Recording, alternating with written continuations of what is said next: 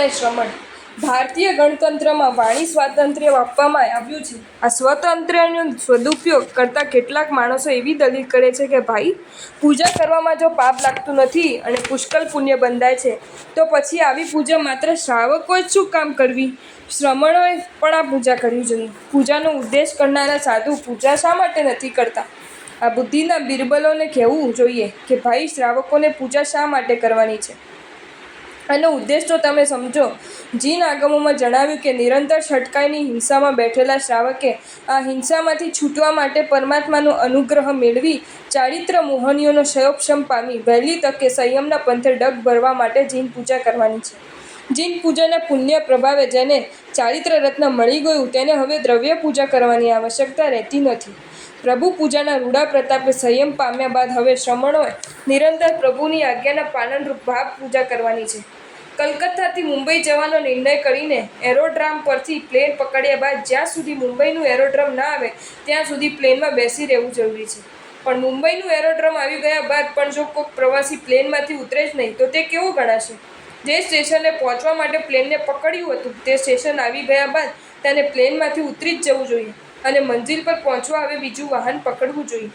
જેમ નદી પાર કરાવતી નાવ, સાગરને પાર કરાવતી સ્ટીમર, સ્ટેશને પહોંચાડતી ટ્રેનને સ્થાને પહોંચ્યા બાદ છોડી દેવી પડે છે, તેમ જિનેશ્વર દેવની દ્રવ્ય પૂજા પણ સર્વવીરતી ધર્મના સ્ટેશન સુધી પહોંચવા માટે કરવાની હતી. એ સ્ટેશન આવી ગયા બાદ હવે એને પકડી રખાય નહીં.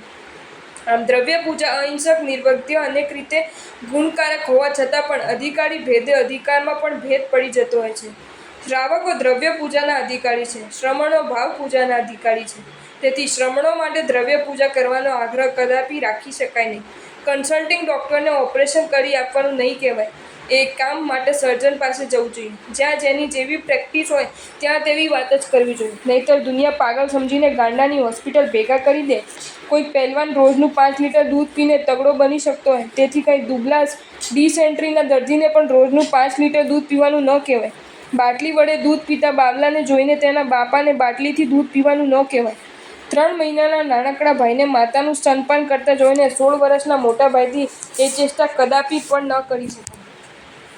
પ્રત્યેક બાબતમાં સૌ પ્રથમ પતિને યાદ કરતી પત્ની જ્યારે નવી સાડી પહેરવા કાઢે ત્યારે પણ પતિને જ યાદ કરે અને જીદ પકડે, હું પ્રત્યેક ચીજ તમને વાપર્યા બાદ જ વાપરું છું, તો સાડી પણ પહેલાં તમે પહેરો અને આજનો દી ઓફિસે કામ કરી આવ્યા પછી જ હું આ સાડી પહેરીશ. બધી વાતે તમે પહેલાં, તો નવી સાડી પહેરવામાં પણ તમે પહેલાં. અરે કેવું પાગલપણ!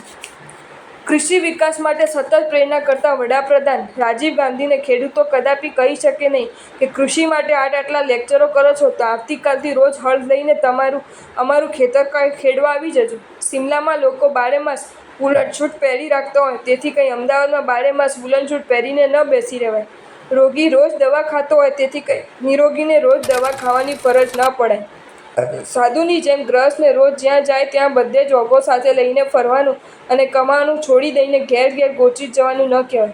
આવી ઘણી વાતો આ વિષયમાં વિચારી શકાય તેમ છે. અભિષેકના કળશોનું માપ. પ્રભુજીને અભિષેક કરવા માટે ઇન્દ્રો 8 પ્રકારના કિંમતી કળશો તૈયાર કરે છે.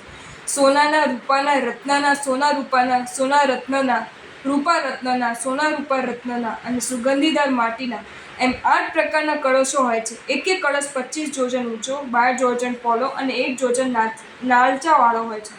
8 પ્રકારના કળશમાં એક એકના 8000 થયા, એમ 8 જાતિના 64,000 કળશ થયા. ઉપરાંત રત્નકરંડક, દર્પણ, પુષ્પકરંડક, ચંગેરી, ધૂપદાણા વગેરે પૂજાના ઉપકરણ તૈયાર કરાવે છે.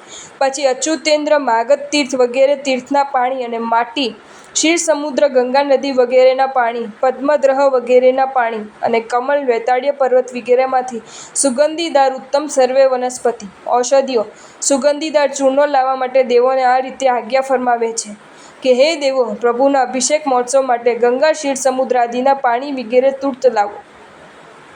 જન્માભિષેક નિમિત્તે જ્યોતિષી, વંતર, ભુવનપતિ અને વૈમાનિક એમ 4 નિકાયના દેવતાઓ આવી જાય છે. તે અચ્યુતેન્દ્રના આદેશથી કળશોને હાથમાં લઈ પોતપોતાનો ક્રમ આવે તેમ અણિયન પ્રભુને અભિષેક કરે છે. રત્નાદિ 8 જાતના કળશો પૈકી પ્રત્યેક જાતિના 8000 કળશ, તેથી કુલ 64,000 કળશ થયા.